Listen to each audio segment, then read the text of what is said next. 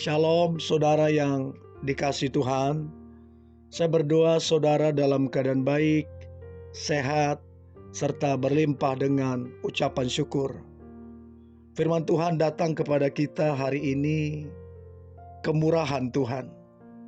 Sebelumnya, marilah kita berdoa. Tuhan Yesus yang baik, kami sangat bersyukur punya Tuhan seperti Engkau, yang penuh dengan belas kasihan, kemurahan, dan kebajikan. Kalau sebentar kami akan merenungkan firman-Mu, kami percaya pengurapan Tuhan atas kami turun, sehingga kami boleh mengerti firman-Mu, terlebih kami menjadi pelaksana firman-Mu. Kami pasti diberkati. Dalam nama Tuhan Yesus kami berdoa. Amin. Mazmur 23 ayat yang ke-6. Kebajikan dan kemurahan belaka akan mengikuti aku seumur hidupku, dan aku akan diam dalam rumah Tuhan sepanjang masa. Saudara yang dikasihi Tuhan, Raja Daud mengalami kebajikan dan kemurahan yang datangnya daripada Tuhan. Saudara, saya percaya setiap kita akan mengalami pintu kemurahan Tuhan di sepanjang perjalanan kehidupan kita. Karena Tuhan Yesus yang kita sembah tidak pernah terbatas ataupun dibatasi dengan pintu yang terkunci. Dengan segala sesuatu, kalau kita belajar kisah Simon Petrus, dia seorang nelayan yang berpengalaman, banyak keberhasilan yang dia capai. Dia punya perahu, dia punya jaring ataupun jala, dia punya pengalaman, dia seorang nelayan yang handal, dia juga punya tempat yang tepat, yaitu Danau Genesaret. Dia juga punya waktu yang tepat, semalam-malaman. Dan Petrus juga seorang yang pekerja keras. Tetapi saudara, pada kenyataannya di suatu kesempatan Simon Petrus pernah mengalami hasil yang sangat menyedihkan. Hasilnya buruk. Alkitab bilang dalam Lukas 5 ayat yang ke-5, sepanjang malam Petrus dan teman-temannya tidak mendapatkan tangkapan apapun. Tidak ada ikan yang mereka dapatkan semalam-malaman.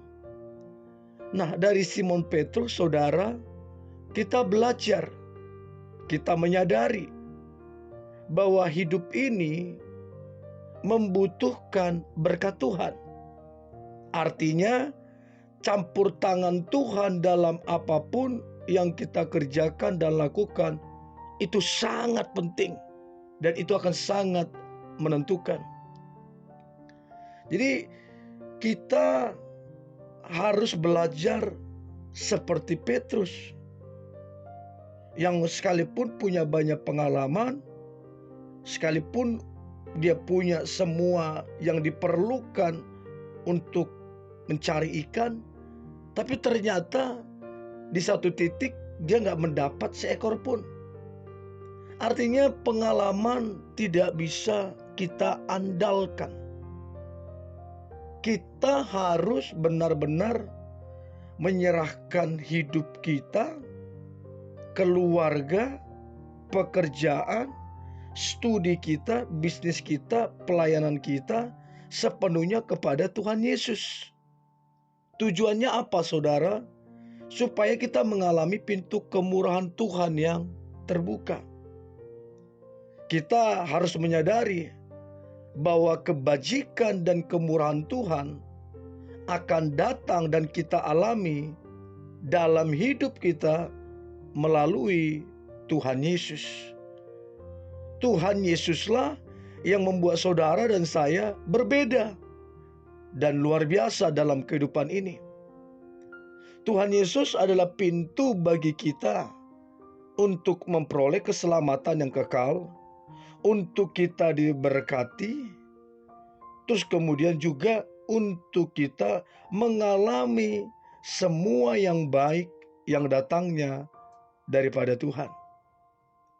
Saudara yang dikasihi Tuhan, Tuhan Yesus yang kita sembah adalah segala sumber berkat, pemeliharaan, dan kecukupan yang kita butuhkan, jasmani ataupun rohani, yang sekarang ataupun yang akan datang, datangnya dari Tuhan Yesus. Dia adalah gembala yang agung, yang senantiasa menuntun dan membimbing hidup kita. Nah, ada beberapa hal yang kita harus ketahui, rahasia untuk kita mengalami pintu kemurahan Tuhan, supaya pintu itu terbuka atas saudara dan saya. Yang pertama, saudara, kita harus merindukan dan mencintai hadirat Tuhan. Rahasia seorang Daud senantiasa mengalami kebaikan kemurahan Tuhan adalah Daud senang atau suka tinggal dalam hadirat Tuhan. Mazmur 27 ayat 4. Bagaimana Daud begitu mencintai hadirat Tuhan. Dia senantiasa memuji dan menyembah Tuhan. Bahkan Daud memainkan alat musik kecapi, maka hadirat Tuhan pun hadir. Pujian dan penyembahan yang kita naikkan selalu mendatangkan kuasa Tuhan.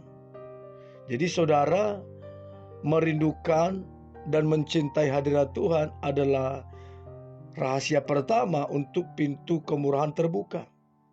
Yang kedua, saudara, kita harus mencari perkenanan Tuhan.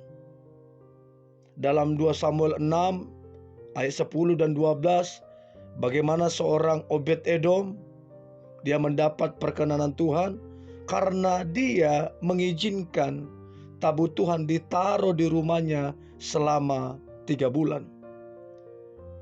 Jadi Obed-Edom mencari perkenanan Tuhan dengan hadirat Tuhan itu berdiam di dalam keluarganya.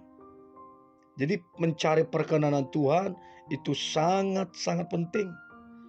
Lalu kemudian yang ketiga adalah bagaimana supaya pintu kemurahan terbuka.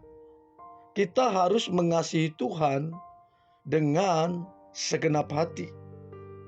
Kitab Rut pasal pertama ayat 16 dan 17 dikatakan, tetapi kata Rut, janganlah desak aku meninggalkan engkau dan pulang dengan tidak mengikuti engkau. Sebab kemana engkau pergi, ke situ jugalah aku pergi. Dan di mana engkau bermalam, di situ jugalah aku bermalam. Bangsamulah bangsaku dan Allahmulah Allahku. Di mana engkau mati, aku pun mati di sana. Dan di sanalah aku dikuburkan. Beginilah kiranya Tuhan menghukum aku, bahkan lebih lagi daripada itu, jikalau sesuatu apapun memisahkan aku dari engkau selain daripada maut.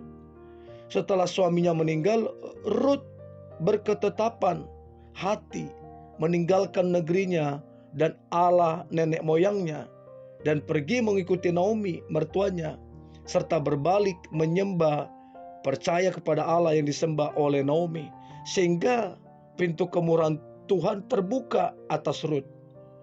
Jadi saudara yang dikasihi Tuhan, penting sekali dalam hidup ini supaya pintu kemurahan terbuka, kita harus mencintai hadirat Tuhan. Kita harus betul-betul mencintai hadirat Tuhan. Kita harus menyukai hadirat Tuhan. Lalu kemudian saudara yang dikasihi Tuhan, selain kita merindukan dan mencintai hadirat Tuhan, kita harus mencari perkenanan Tuhan. Lalu kemudian yang terakhir, mengasihi Tuhan dengan segenap hati kita. Dan saya percaya pintu kemurahan akan terbuka atas saudara dan saya dan semua orang yang percaya kepada Tuhan Yesus. Mari kita berdoa. Terima kasih Tuhan Yesus yang baik buat anugerah-Mu, kasih-Mu. Kami percaya pintu-pintu kemurahan yang datangnya daripada Tuhan pasti terbuka atas kehidupan kami. Terima kasih Tuhan, kami mengucap syukur dalam nama Tuhan Yesus. Haleluya. Amin.